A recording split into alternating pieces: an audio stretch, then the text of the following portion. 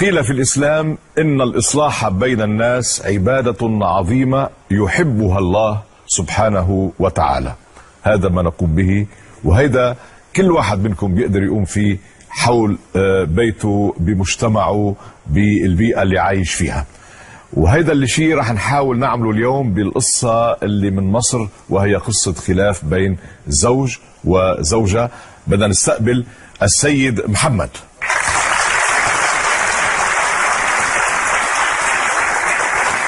اهلا حبيبي، اهلا محمد، تفضل تفضل تفضل سيد، كيفك؟ الحمد لله.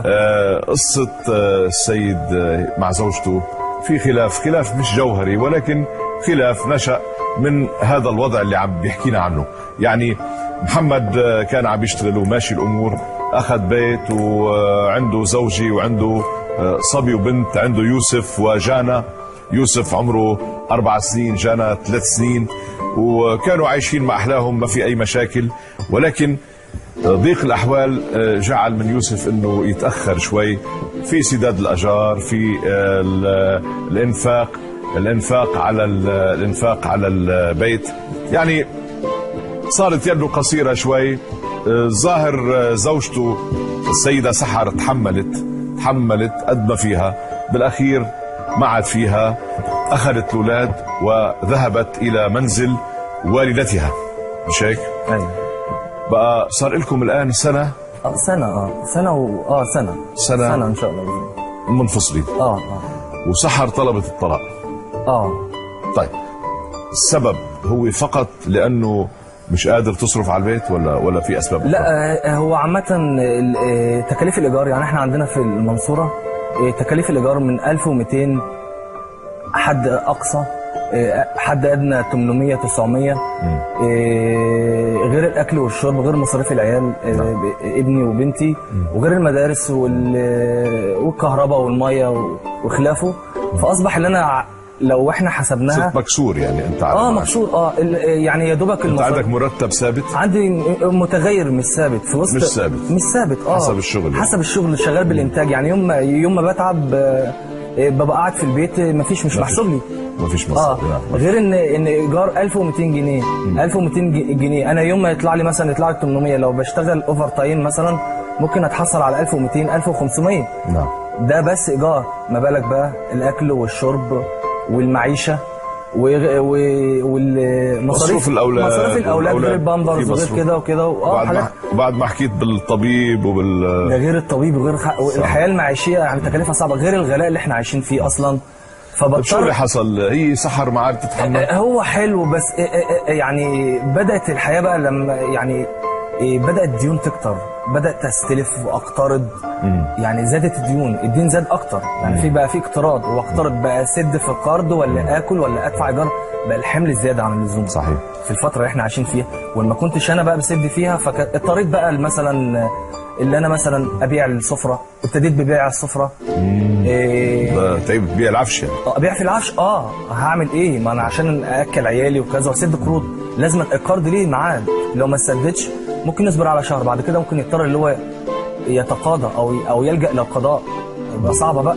يبقى انا لا طلت مثلا ان انا كفيت بيتي، وفي نفس الوقت اللي انا ابقى قاعد محبوس في السجن لا قدر الله. فظروف المعيشه يعني ضغطت عليا، تركت البيت يعني بعد الزهق والتعب والمناشدات. وغير ان اصلا لما تكون العمليه مشادات، يعني مشادات كلاميه في مشاكل بين بعض. والدتها بدات تتدخل بقى، انت مالك مكسوره في ايه، في زعل، في كذا. بصراحه هي في الاول ما اشتكتش، بس بعد فتره بقى بدات المشاكل تكتر، الديون زادت. الفتره اللي احنا قاعدين فيها كساد، يعني ما فيش فيه شغل وما فيش اي حاجه بعد الثوره. ان شاء الله ربنا يكرم يعني، وربنا يصلح الاحوال. بس الوقت اللي احنا عايشين فيه يعني انت مثال عن يمكن ملايين الامثله في مصر وفي زي شباب الكثير من الدول العربيه، وكل بيت فيه مشاكل. بس الاحسن او يعني الاصلح اللي احنا يعني كان نفسي ان هي تكون نتفاهم الامور بتريث. يعني ما بعرف انه السبب فقط مادي لانك مش قادر تقوم بمصروف البيت، ولا في شيء اسباب؟ والله هو مادي. يعني هو مادي. حكيني بصراحه احسن ما اتفاجئ براويتها. ان شاء الله. لا هو مادي. اي مشاكل تانية حتى لو في حاجه انا شو مثلا؟ شو في مشاكل تانية؟ يعني مثلا عصبي شويه. طبعا في يعني اي والظروف بتخلي الانسان يصير عصبي طبعا اكثر. طبعا لو اي واحد دكتور ولا حاجه يقول لك ان العصبيه سببها لها اسباب. طبعا مثلا انت واقف مع واحد بتشكل تحت عشان مطلوب ان انا ادفع قرض معين وكلام من ده، فهي تكلمني في حاجه تانية وانا كنت في موال وده في موال، فطبعا الانسان طبيعي انا ناقصك ولا ناقص مثلا اللي تحت ولا ايه، فيعني انت مش قادر تتحمل بقى. انا بتحمل وكل حاجه، بس الظاهر ان الزوجه جت الفتره دي هي اللي مش متحمل وكل حاجه، يعني ان شاء الله باذن الله هتبقى. طيب انت جيت لهون مع انه القصه يعني منا كتير صعبه، بس انت جيت على هالاستوديو بدنا نساعدك تحل هالمشكله، انما انت شو بدك تقول لها لسحر؟ طبعا كأي زوج انا بقول لها يعني لو جينا نبص حوالينا هنلاقي ان الدنيا مش مستاهله ان الواحد يزعل او يسيب او يهدم اسره بمعنى صح. الدنيا مش مستاهله ان الواحد يهدم اسره، لكن الفتره العصيبه اللي احنا عايشينها دي كلها تستاهل الحكمه واليقظه. ده حلو شعر. بس بالعمليا شو بدك تقول لها؟ عمليا ان انا ممكن اشتغل اكتر واكتر، وبدل ما انا اشتغل يعني، بس انا برضو عارف ان ظروف البلد صعبه، وان حتى لو اي شركه او اي مصنع او اي حاجه قبل يشغل واحد، يعني هو يعني الظروف متبهدله في البلد كلها. فالعماله اوقات ساعات بقت قليله. سمعنا روايتك كلها. هلا نحن ارسلنا الدعوه الى سحر، خلينا نشوف سوا ايه اللي حصل. هاي جورج، مشوارنا النهارده في المنصوره، يعني تقريبا 150 كيلو من القاهره، علشان نسلم دعوه الحضور لمدام سحر مصطفى.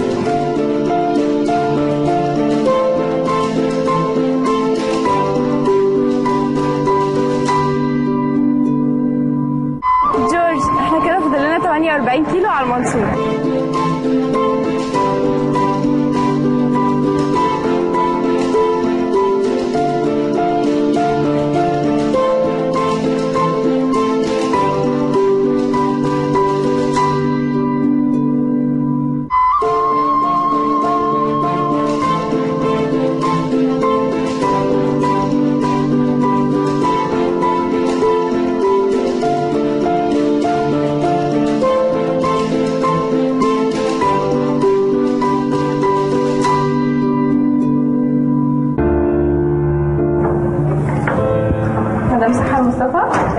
أنا أسماء من برنامج جورج كرداحي. أهلا وسهلا. حضرتك عندك 28 سنة صح؟ أيوه. وعندك طفلين تقريبا؟ أساميهم ربنا يخليهم. حضرتك معاكي دبلوم تجارة صح؟ أيوه معاكي دبلوم. طيب دي دعوة حضور من البرنامج، بنتمنى إن حضرتك تيجي. قبلتي الدعوة؟ أيوه قبلتها. طيب الإعداد هيكلم حضرتك وننسق معاكي المواعيد، وهتيجي امتى؟ والله انا لسه شايفه جورج كرداحي. جورج، مدام سحر مصطفى قبلت الدعوه.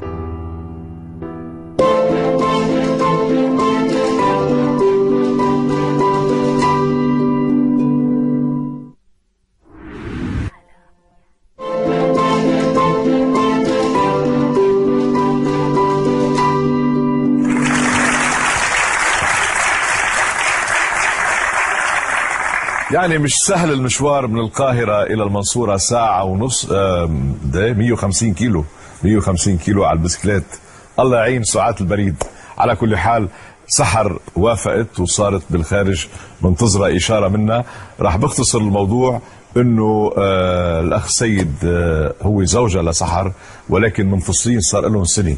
اجى اليوم على الاستوديو لحتى يعتذر منها اولا ويدعيها انها ترجع الى منزلها الزوجي، لانه كانت تركت البيت لما ضاقت الاحوال امام زوجها. ما في شغل، مش قادر يصرف على البيت، مش قادر يدفع الاجار، تراكمت الديون عليه.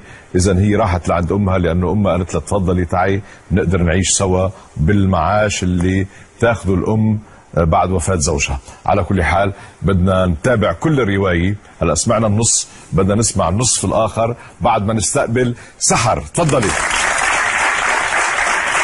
أهلا أهلا بست سحر. أهلا يا تفضلي. أهلا وسهلا. كيف أحوالك؟ الحمد لله.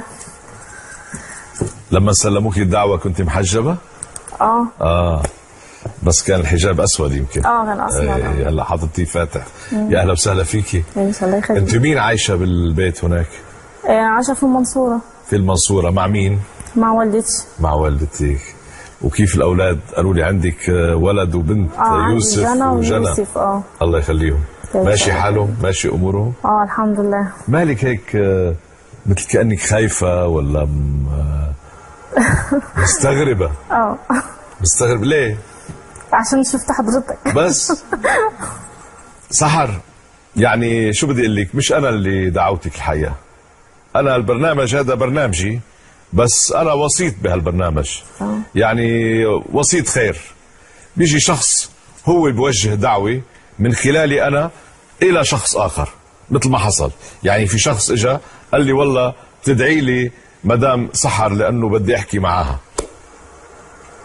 شو بقى دعوناكي وجيتي، واهلا وسهلا فيكي. ان شاء الله يخليك. بدك تعرفي مين دعاكي؟ بتحبي تعرفي مين دعاكي؟ مين؟ طلعي بالشاشه هون.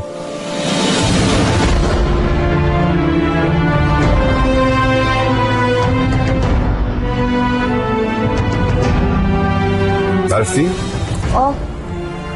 وشو اخباره هذا الرجل؟ واصلا هو البرنامج ده ايه؟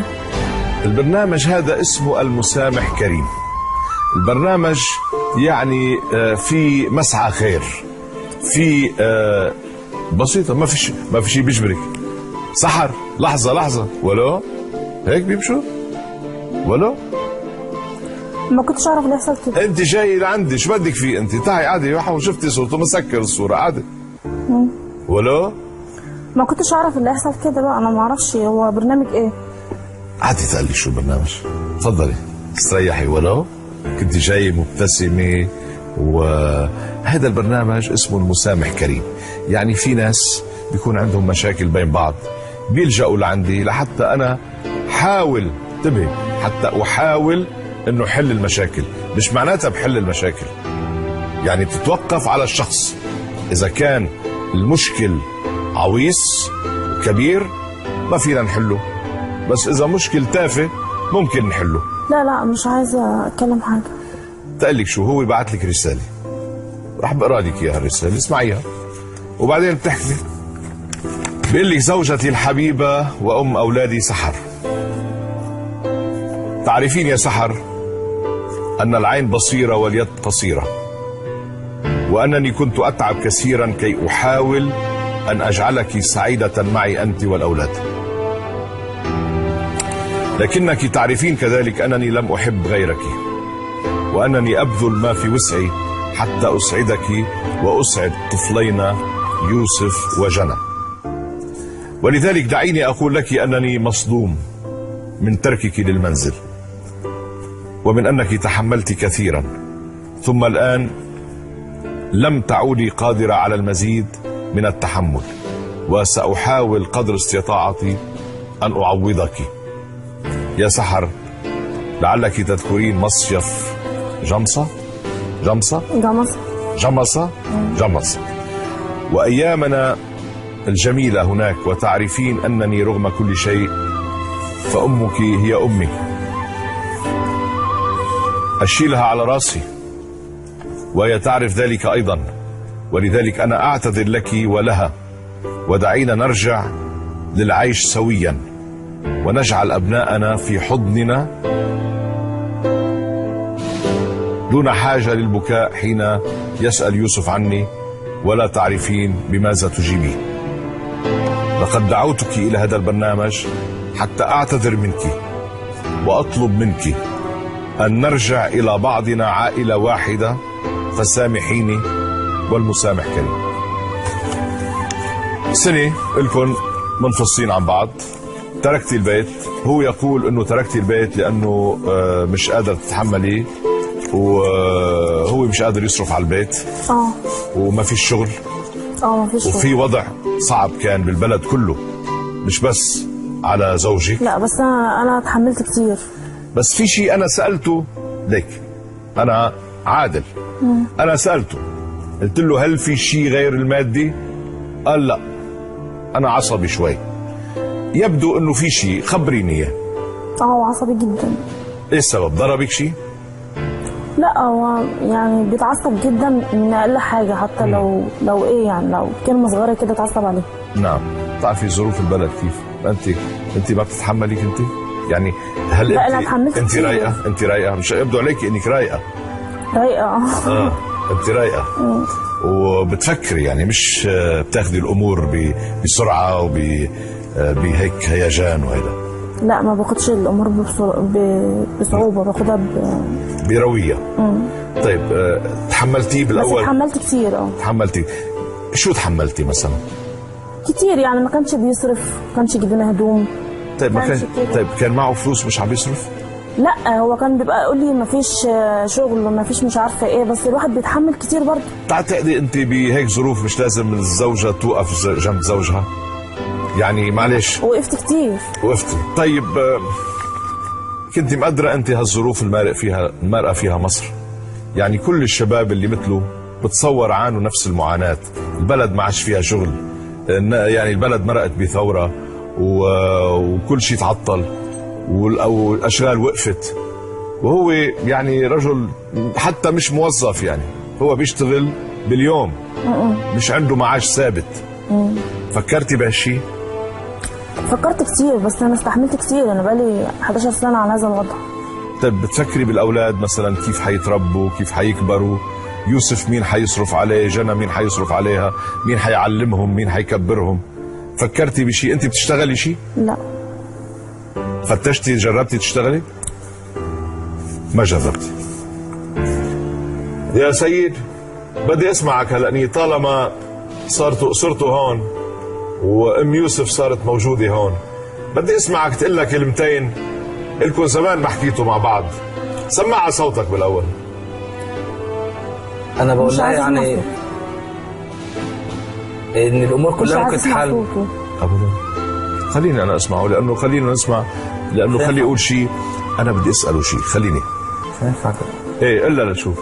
انا بقول لها الامور كلها ممكن تتحل، وممكن مثلا والدتها عندها شقه في الدور الثالث،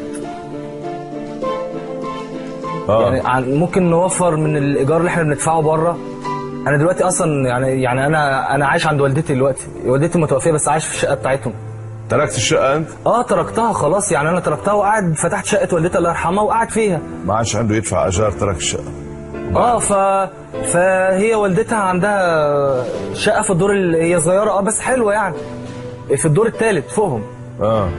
فممكن احنا ممكن هي يعني مثلا ممكن نقعد عندها او تستضيفنا وكده، يبقى احنا وفرنا الايجار مع الشغل اللي انا بعمله والحياه تمشي. لكن ان الموضوع تفضل كده ما ينفعش، ده ما ينفعش. ان الامور لازم تتحل، لازم نشوف حل. يعني انا بفهم منك سيد بدك ترجع انت وسحر بس لانه في شقه بالطابق الدور الثالث عند امها، ولا بدك ترجع لانه اشتقت لها واشتقت للاولاد؟ ايوه طبعا اشتقت لها طبعا، ومع ذلك في حلول كتيره. يعني ان كانت ان المشاكل الماديه، الشقه بتاخد 3/4 المرتب. صحيح. اكتر من 3/4 المرتب. فممكن صحيح. والدتها عندها شقه في الدور الثالث خلص فهمنا. بس انت هلا عم تشتغل شيء؟ هي عم تقول لك المشكله مشكله فلوس. يعني ما قالتش انه ما بتكرهك، بس قالت المشكله مشكله فلوس. انت مش قادر تعيل الاسره كلها وهي عايشه مع امها وماشي الحال. طب ما ايه المشكله اللي انا ارجع لها؟ مش هرجع تاني. انت مش هترجعي تاني، بس انت قلتي لي قبل انه المشكله، قلت لك اذا صار عنده فلوس، ولانه المشكله فلوس. كانت فلوس. كان الاول. هلا مش فلوس. شو المشكله هلا؟ تكرهي ما عادش زي الاول بقى. ما بتحبيه بقى. وما بتفكري تعيشي معه بقى. السبب اطباعه؟ اخلاقك صعبه كمان، انت عصبي. يعني والله احنا لو جينا على العصبيه، يعني كانت الظروف يعني مش مسامحه، او المشاكل اللي بتحطني دي مؤثره على تجاوبي معاها واتنرفز، والعصبيه دي بتظهر. فممكن الامور تتصلح ان شاء الله باذن الله. ليك سيد في سبب لحتى نفرت منك بهذا الشكل؟ ممكن يعني عشان مثلا التعامل معاها في حد ذاته بتعامل بعنف شويه، بس مش عنف بالايد او بعنف، يعني بعملها يعني. ما هو في عنف مش ضروري بالايد يعني. يعني اذا بتضلك تزعق كل النهار وتصرخ عليها بقى هيدا عنف اقصى من الايد. انا بقول لها ان انا ممكن ان شاء الله باذن الله بعد ربنا يصلح حالي واشتغل ونمسك نقط الخلاف او نقط الجوهريه في المشكله اللي احنا فيها، ابدا احسن من شخصيتي شويه معاها في موضوع العنف والعصبيه دي ان شاء الله باذن الله. بس ما طلقته بعد هلا ليه؟ مش عايز يطلق هو؟ ما انا طلبت منه هو ما مش عايز لانه متمسك فيكي ما بده يطلق. ليش ما طلقتها بعد؟ يعني انا على امل ان ربنا يكرمني خلال الفتره اللي قعدت فيها وهي اكتر من سنه، يعني قعدت سنه بشويه، ان الامور تتظبط وتتصلح ويكون في حل وسط او وسيط او حاجه ربنا يهديهم ويهدينا. يعني اسمعيني كويس، انت جيتي بالاول واستغربتي ونقزتي وبعدين شفتيه حبيتي تمشي، بس مش هيدي الحياه، مش هي دي الحياه مثل ما بتقولوا. انت امام فرصه يمكن ما تتكرر مره ثانيه. ممكن اليوم ترجعوا لبعض وترجعوا تضموا الاولاد مع بعض، تقعدي بيقعد مع امك، بتقعدوا بالشقه بالطابق بالدور الثالث مش عارف شو، انما ظروفه الماديه الرجل ما في شغل. يعني هيدي معاناه ملايين الشباب بمصر وبالدول العربيه اللي فيها مشاكل، فيها ثورات وفيها مش عارف ايه. بقى لذلك ما الست بتفكر، بتتحمل، بتوقف جنب زوجها اذا كان فعلا بتحبه وكان في حب. عم بتقولي ليش راح الحب؟ هو انا ما بحبش اقطع حضرتك، بس انا لو كل واحد يعني حصل له وعكه في ماديه او صحيه او حاجه، وان الواحده او الزوجه تطلب الطلاق، كان 3/4 المصريين كلهم مطلقين ومطلقات. كلامه صح، كلامه صح. بدي اسالك سؤال، هل عنده اخطاء كبيره؟ مدمن، يسكر، يلعب قمار، بخيل، شو عنده اخطاء؟ لا ما فيش. بس ما عندوش فلوس، هذا خطأه بس، مش بيده. هذا بتسألي عنه غير ناس السياسة يعني اللي وصلوا الوضع إلى هنا. شو بيرضيكي أنت؟ هاتي لشو؟ إيه اللي بيرضيكي؟ بيرضيني زي أي واحدة ربنا يرضيها. طيب راح أعطيكي 30 ثانية فكري وتعطيني الجواب، أوكي؟ مش عارفة. بعرف صعب، يعني صعبة، بس بدك تفكري، يعني بدك تحطي الشيء الأساسي أمامك. هل أنت بدك تكملي حياتك هكذا؟ أنت جايبة أولادك معك؟ يوسف معك؟ لا أنا معايا جنى. عم بيقولوا لي يوسف هنا. يوسف تعال هنا. ازيك حبيبي؟ ازيك يوسف؟ اقعد جنب الماما. صوروا لي يوسف مظبوط، خذوه كويس. ايه الاخبار يوسف؟ كويس؟ مرتاح مع الماما؟ بيوحشك البابا؟ البابا بيوحشك؟ بتشوفه؟ عايز تشوفه؟ تعال روح هناك، روح لعنده.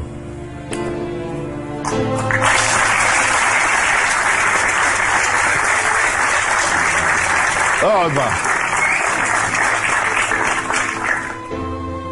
طيب هلا يعني لازم انت تصفي نيتك، تصفي افكارك، تاخذي قرارك، فكري على مهلك. يوسف صار هون، واذا بدك تشوفيه بتقولوا له افتح يا سمسم، نفتح لك هالستار. طلعي هناك، طلعي على الشاشه. شوفي يوسف عم بيناديك. يلا قررتي ايه؟ خلاص ماشي. ماشي ايه؟ شو ماشي يعني؟ مسامح كريم بقى. مسامح كريم؟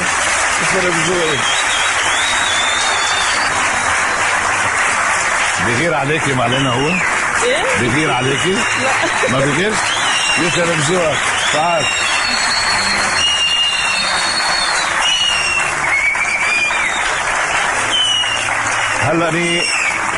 هلا بقى الباقي عليكم.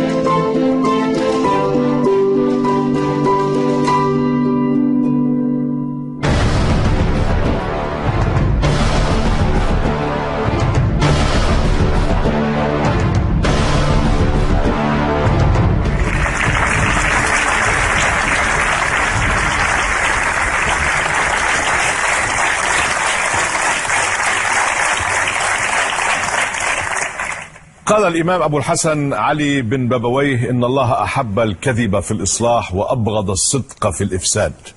إذن فالكذب مسموح فقط في حالة واحدة وهي الإصلاح بين الناس، وهذا ما أقوم به أحيانا أكذب على الجانبين. وهناك حديث صحيح للرسول عليه الصلاة والسلام يقول: ليس الكذاب من يصلح بين الناس.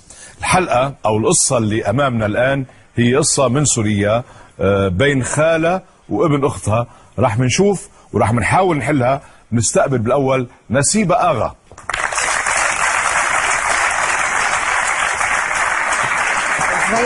أهلا. كيفك يا حجة؟ الحمد لله بخير. تفضلي تفضلي ارتاحي هون. اهلا وسهلا فيك ست نسيبة. طمنيني كيف الامور معك؟ الحمد لله الحياة وكل شيء. الحمد لله. بشكرك على ثقتك انك جيتي على هالبرنامج. احلى فرصه اني جيت على البرنامج. طول لي شفتك يا استاذ جورج. طول لي شفت هالشعب المصري الكريم. وان شاء الله تكون الفرصه افضل لما بتنحل المشكله اللي جيتي انت من اجلها، لانه ست نسيبة في عندها مشكله مع ابن اختها علي الاسدي.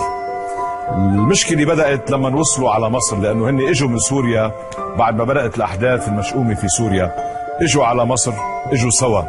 كانوا هونيك بسوريا العلاقه ممتازه وجيده وعظيمه وقراب من بعض، هي خالته وهو ابن اختها.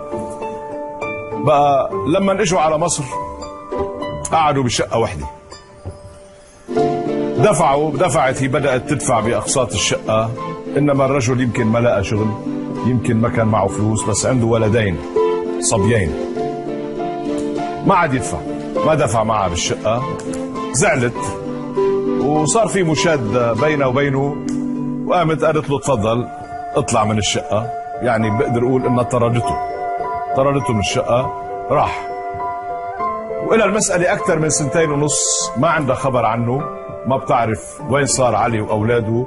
بس هي خالته أخت أمه مشتاقت له وجاي بدها ترجعه وتقول له رجع للشقة يا خيي، تعال اقعد معي، مش هيك؟ طبعا. طب كيف أنت بتطلعي معه ولدين صغار طفالة؟